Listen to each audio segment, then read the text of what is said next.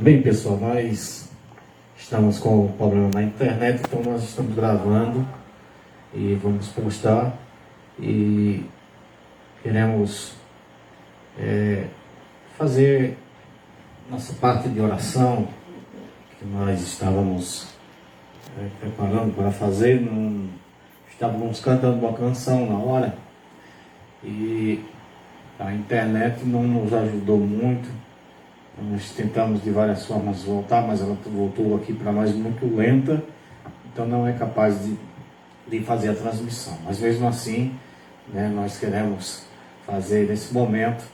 E os pedidos que eu estava observando na hora que os irmãos estavam na live, estavam pedindo pelas famílias, pedindo pelas pessoas que estão sofrendo com este vírus, muitas famílias perderam parentes e muitos estão aí com medo, alguns estão suspeitos, outros estão... Então a situação basicamente é essa, o perigo realmente é grande. Então nós queremos orar por cada pessoa, cada família, cada pessoa que vai também ver esse vídeo, os que estavam participando da live.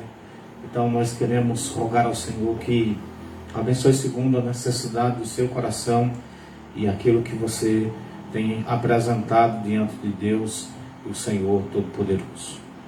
Eterno Deus, Pai, nós queremos, meu Deus, mais uma vez louvar o seu nome.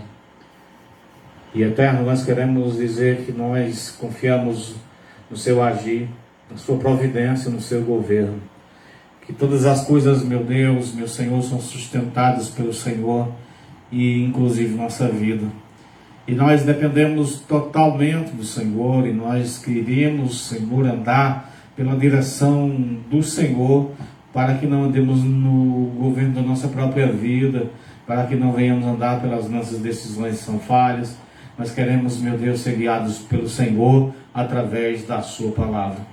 Meu Deus, tantas pessoas, Pai, que sofrem e padecem, sejam, meu Deus, de forma local, no nosso município, seja de forma mais ampla no nosso estado, seja mais ampla ainda, Senhor, no nosso país e mundo afora.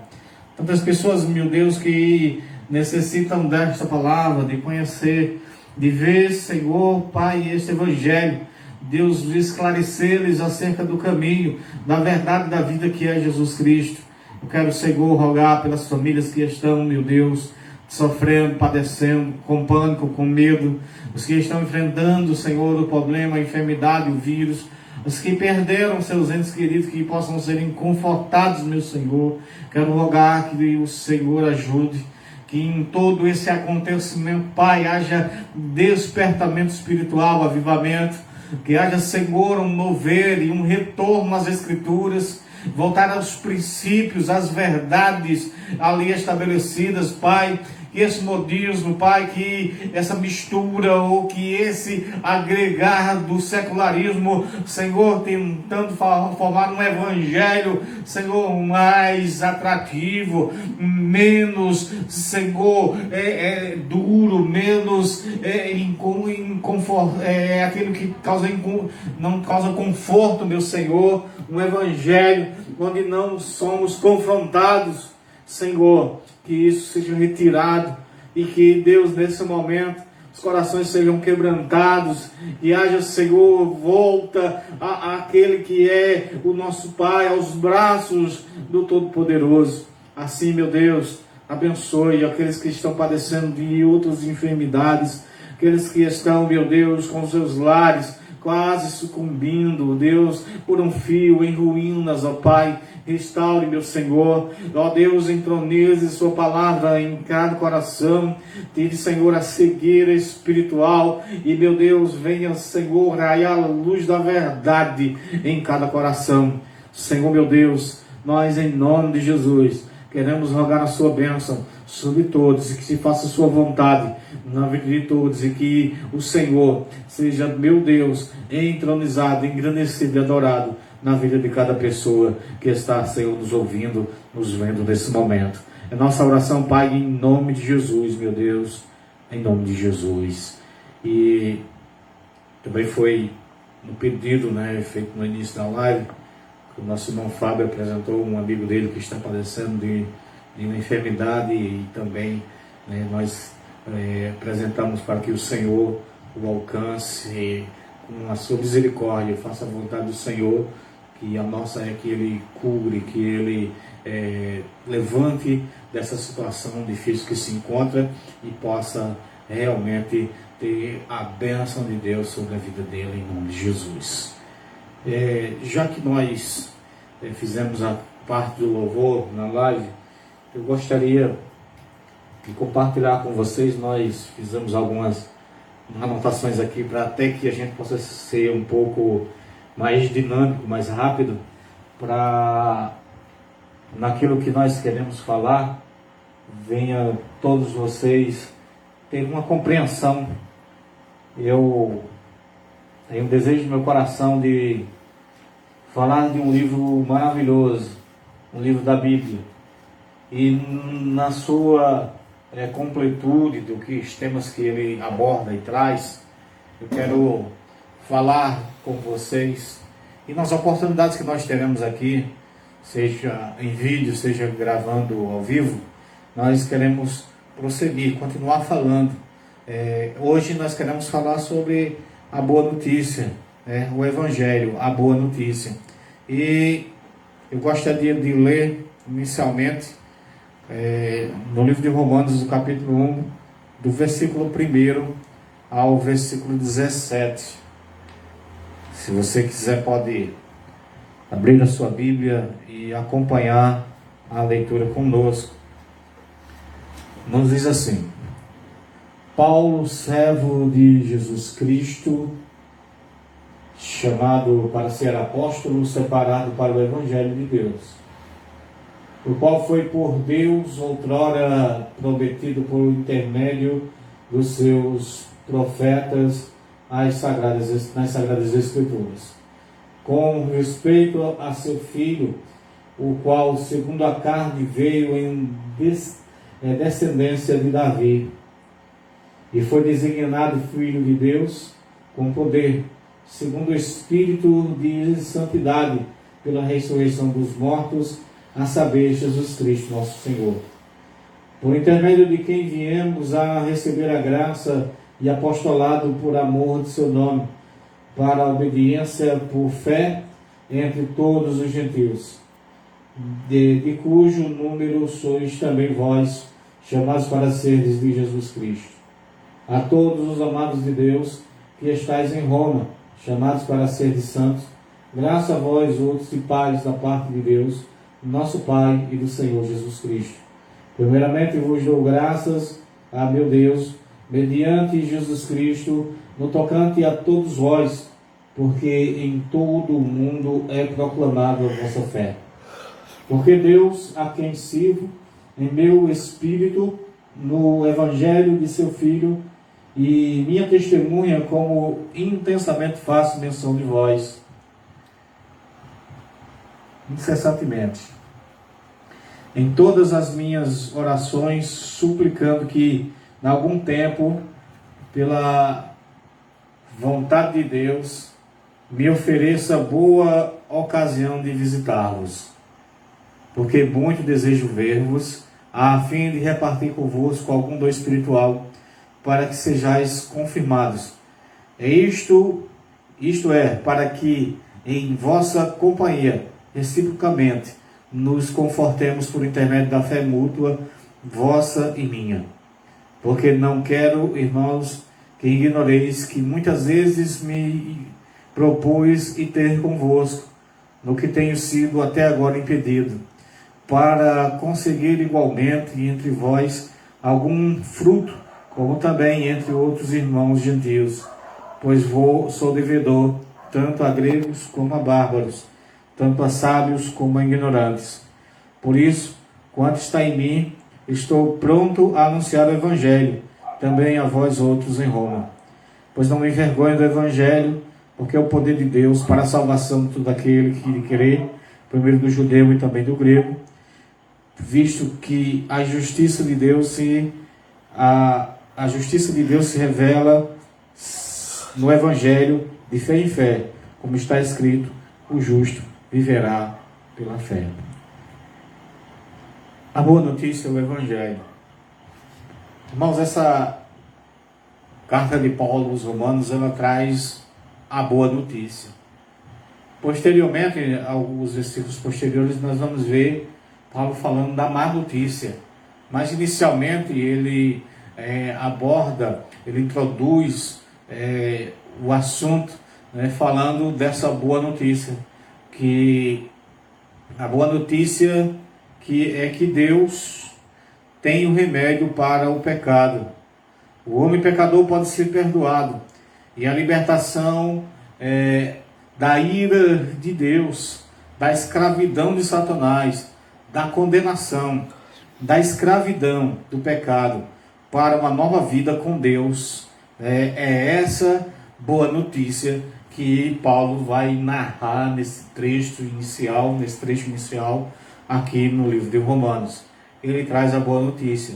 O homem pode ser livre da condenação, ele pode ser livre da ira de Deus, ele pode ser livre da condenação do pecado, ele pode ser livre para viver uma nova vida em Deus. Esta é o teor da boa notícia, que esse evangelho que é falado aqui nesta carta de Paulo aos Romanos. Paulo, ele vai inicialmente falar que ele é apóstolo. Paulo, apóstolo separado por Deus em Jesus Cristo. E logo inicialmente, nós vamos ver que Paulo, quando ele fala apóstolo aqui, essa palavra, ela quer dizer enviado, alguém que foi enviado com uma missão. E no sentido de apóstolo de Jesus Cristo, aquele que foi testemunho ocular, aquele que viu e que recebe a missão de ir levando essa mensagem. Então, nesse sentido, apóstolo é algo que se findou aqui, naquela era apostólica, com aqueles 12, e Paulo é encerrado o ministério apostólico, mas no sentido de ser enviado, alguém que é enviado, alguém que vai e leva a mensagem. Nesse sentido, até poderia se dizer que apóstolo poderia não mais, para que não haja essa confusão, para que não haja o que nós vemos hoje. Então, quando alguém se autoproclama apóstolo ou vai além disso, ele está fazendo por sua própria conta em risco. Esse dom, Paulo vai dizer, e relatar ele falando como dom espiritual, não é algo que continuou, porque para ser apóstolo teria que ter visto Jesus, teria que ter contemplado o ministério de Jesus e acompanhado. E Paulo teve aquela visão indo para a estrada, indo na estrada de Damasco, ele teve aquela visão. Então Paulo, ele vai defender em outras cartas, ele vai dizer que ele é apóstolo, porque ele é chamado e o próprio Cristo se revela a ele. Mas além destes, amados irmãos, engodo, engano, apóstolo é algo que ficou para aquela época. Foram pessoas que foram dotadas e capacitadas para dar continuidade e o início da igreja, o estabelecimento, o fortalecimento. E ali a igreja foi lançando seus alicerces, e estes homens foram dotados por Deus para terem uma autoridade da qual nenhum posterior tem essa autoridade. Porém, desculpe, irmãos, porém, apóstolo somente essas pessoas. Então, dito isso,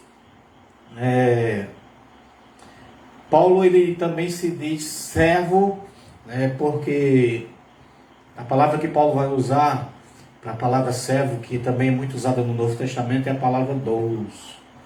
E esse servo, esse escravo, é aquele que não tem vontade própria, vive exclusivamente para o seu Senhor. Então esse doulos, esse escravo, Paulo, servo do Senhor, ele está dizendo que ele é aquele que não tem vontade própria, mas a vontade do Senhor, vontade de fazer algo e fazer aquilo que o Senhor determina, ou seja, viver para o seu Senhor, é a descrição dessa palavra que Paulo tanto se denomina como é a descrição daqueles que servem ao Senhor. Essa é uma menção, né, lá no Antigo Testamento nós tínhamos uma alusão a isso, que Moisés vai falar que é o escravo da orelha furada. Era aquele que entrava como escravo numa casa, lá se casava, tinha filhos e tal, e ali ele era bem tratado, o seu senhor o tratava humanamente, e quando chegava aquele período que ele não ia viver mais como escravo, ele ia ser liberto, né? Havia, na lei judaica havia esse estabelecimento, o ano do jubileu, algumas coisas desse tipo, e então se ele decidisse que queria servir aquele senhor, e ele queria ser condição agora não por imposição, mas por vontade própria, porque amava o seu senhor, então ele era levado a um canto na porta, e ele era colocado a orelha dele, então aqui a fechadura era ali, furava a sua orelha, né? E ele colocava uma argola, e toda vez que ele andasse, quem o visse sabia que ele era um escravo por vontade própria. Então essa alusão de doulos, né, quando nós entendemos que não somos mais escravos do mundo, nem somos mais escravos do pecado, muito menos mais escravos de Satanás, mas nós somos escravos de Deus, de Jesus Cristo, ou seja, somos servos, doulos, nós somos escravos daquele que nos chamou da morte para a vida, que nos chamou das trevas para a luz, que nos chamou da imundícia para a santificação, que nos tirou de um mundo perdido, onde andávamos vagando sem saber o rumo para onde íamos, e nos trouxe para a gloriosa presença de Deus. Então essa é a identificação que Paulo utiliza na sua introdução.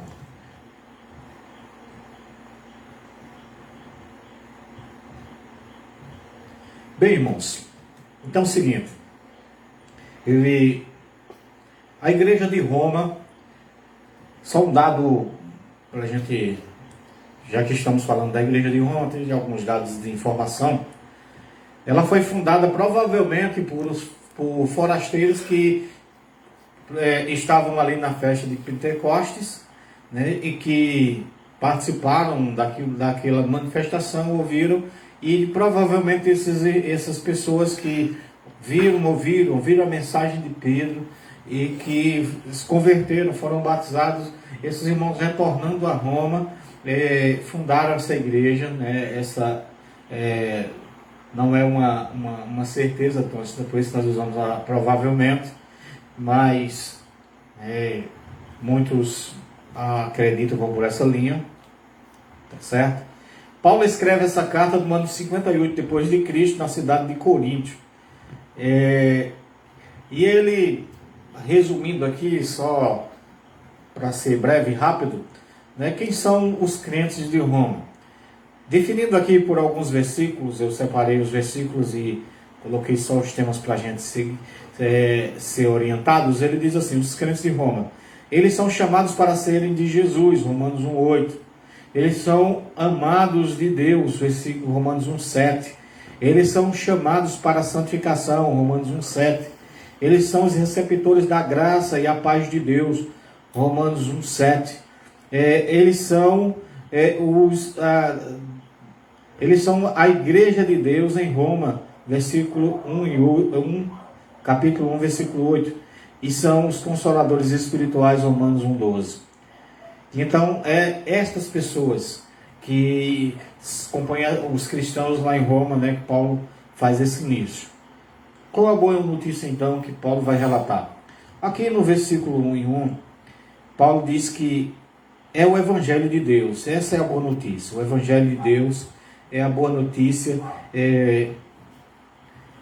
Nós vamos nos preparar melhor, né, para ter o texto bíblico para nós ir acompanhando, porque eu trouxe dessa forma expositiva, pegar o texto, a gente conseguir refletir no texto e ver essa verdade, para que a gente não esteja na sensação de que nós estamos ouvindo uma opinião, mas nós queremos que você tenha acesso à palavra de Deus, e essa palavra forme sua opinião, e essa palavra seja a base da verdade que você tem que crer e seguir.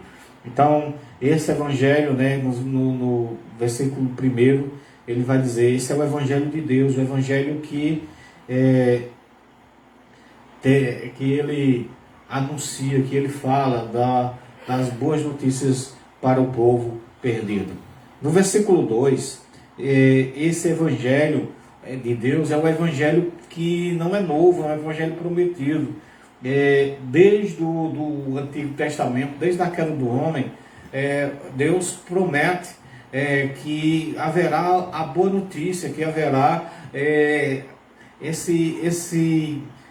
sua verdade manifestada, sua vontade escrita, sua vontade revelada, né, que é no Evangelho. O Evangelho é a própria pessoa de Jesus Cristo. O Evangelho que é a boa notícia, é que o mundo está perdido, o mundo está caminhando em trevas, o mundo está entregue a seus devaneios, está entregue à sua corrupção, né, mas tem solução para isso, tem solução para todas as coisas. Mesmo quando você, aí na sua casa, surge as brincadeiras, as pessoas dizem, vou ficar em casa esses dias, outros dizem que vão perder o tino, vão perder o senso, vão enlouquecer nessa situação, e tem também as brincadeiras, né, porque alguns levam realmente de uma forma esportiva para que passe as sensações. Porém, mesmo nessa situação, esse evangelho é a solução para isso, para que você não tenha medo. Sabe por quê?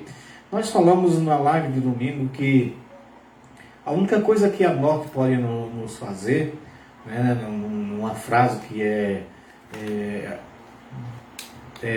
referência, ou seja, é dito que foi falada por acho que João MacArthur, ele diz que a única coisa que a morte pode nos fazer é nos lançar nos braços de Jesus, é a única coisa.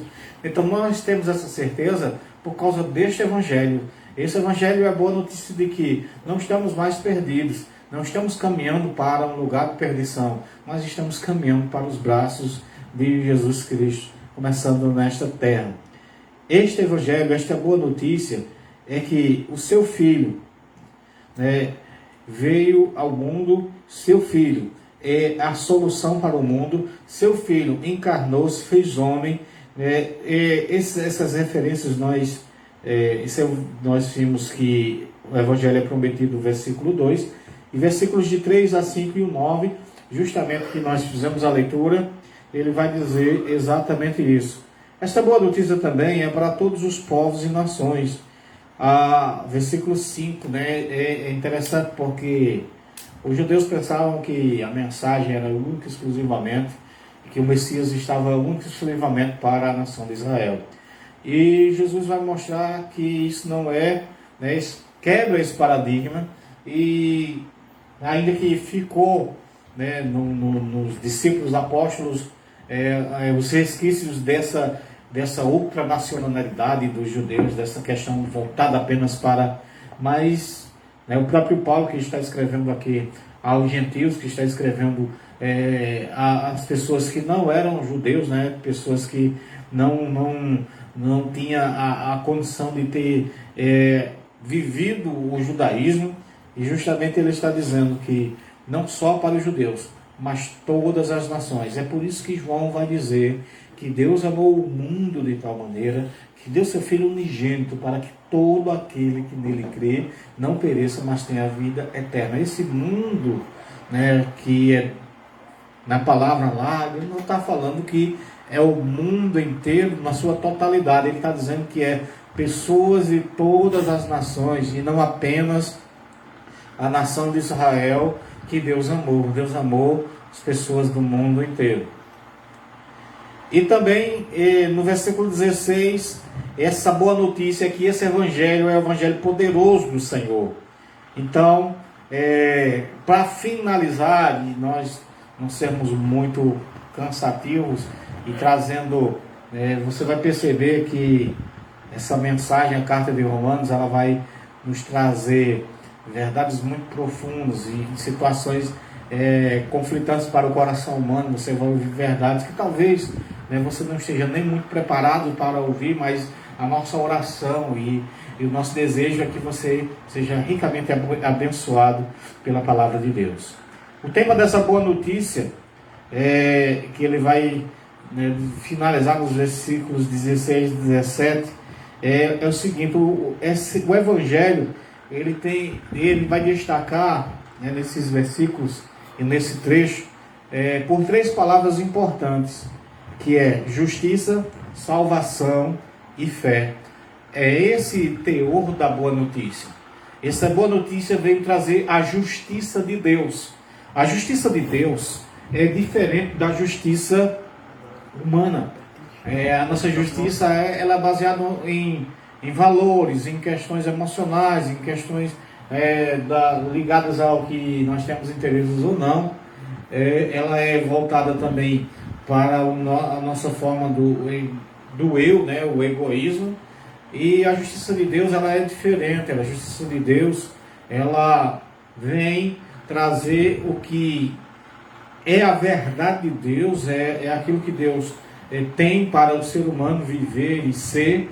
Então essa justiça é pautada no seguinte: todo homem está desajustado, está fora, e Deus vem para trazer o ajuste.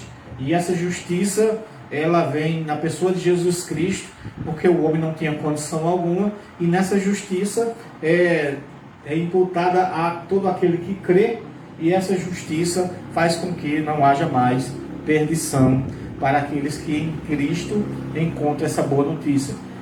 Eu estou falando boa notícia porque a palavra evangelho, ela quer dizer isso, boa notícia, certo? A palavra evangelho é boa notícia. Então, quando você vê evangelho, ele é sinônimo de boa notícia. Qual é a boa notícia de Deus para a humanidade? Jesus Cristo se fez homem, cumpriu a justiça de Deus, pois o homem não podia cumprir. Cumprindo a sua justiça, o homem tem direito agora ao perdão de Deus, consequentemente ao resgate da sua alma. E também essa boa notícia fala de salvação. Você vai perceber, se cumpre-se a justiça, você pode receber a salvação de vários aspectos. Você é salvo da condenação, você é salvo do pecado, você é salvo daquilo que te escravizava no mundo, daquilo que escravizava você nas atitudes contrárias ao seu Deus, ao Deus que é santo, ao Deus que é puro, ao Deus que tem toda a justiça e que é justiça. Os atributos de Deus não é que é uma parte dele que ele tem, mas é que ele é. Então, quando fala justiça, é porque Deus é justiça. Quando fala sobre isso, é porque ele é amor, é porque ele é bondoso, ele é a bondade. Então, nós queremos que você entenda isso. Então, essa boa notícia vem trazendo uma boa notícia de justiça, uma justiça não uma perspectiva falha humana, não uma perspectiva contaminada, porque o homem foi contaminado, mas é também uma notícia de salvação, porque pela nossa justiça, mesmo sendo as melhores pessoas do mundo, nós iríamos ser condenados, nós iríamos para a perdição, mas a boa notícia é que tem salvação. Uma outra, a terceira palavra aqui dessa boa notícia, relatado aqui nos versículos que nós lemos do capítulo 1 de Romanos, versículos de 1 a 17, não detalhamos muito, para nossa intenção aqui como nós entendemos que quem vai ver rede social não quer uma coisa muito extensiva, nós estamos tentando trazer resumido, mas também que você possa entender. E a última, formando essas três palavras como tema da boa notícia, é a fé. Uma fé que não é apenas crer em alguma coisa, não é crer conforme eu penso, não é crer conforme a maioria acredita, não é eu fazer algo que eu, por acaso, vai parecer realmente que aquilo, a fé não é essa. A fé é algo que vem de Deus, a fé é algo que nos leva a obedecer. O sentido de fé para o Evangelho é o sentido de que eu obedeço a Deus naquilo que está em sua palavra, na sua revelação, no Evangelho. Então, baseado nessa primeira parte, é uma parte introdutória para o livro de Romanos. Se você quiser fazer uma leitura novamente do capítulo 1, versículos de 1 a 17, eu quero dizer para vocês que na próxima vez que estivermos transmitindo, nós vamos continuar, nós vamos a partir do versículo 18, e a partir daí você vai ver, até o versículo 32, você vai ver então, a descrição da má notícia. A boa notícia é essa: Cristo se fez carne e habitou entre nós. Ele é o meio de ligação entre nós e Deus. Ele é o único mediador. Ele é a notícia de Deus, de que para a humanidade desgarrada, perdida e caminhando para o inferno, tem uma boa notícia. Em Cristo há salvação, porque se cumpre a justiça de Deus, você recebe a fé e você encontra a salvação. Essa é a mensagem para esta noite. Deus abençoe e que nos ajude, esteja orando e intercedendo. Nós queremos trazer um conteúdo para abençoar você, sua casa e sua família. Senhor, meu Deus e Pai, agradecemos, meu Deus, por este momento, por tudo realizado, mesmo, Senhor, que essa dificuldade, a queda da internet complicou, porém nós não desistimos, nós vamos trazer e até o fim, meu Senhor, para que muitos sejam abençoados, porque o Senhor vai se utilizar os meios que o Senhor age soberanamente para abençoar os corações. Fique com todos, nos abençoe, em nome de Jesus. Amém. Deus abençoe a todos, a graça e a paz do Senhor seja com todos, em nome de Jesus Cristo. Amém.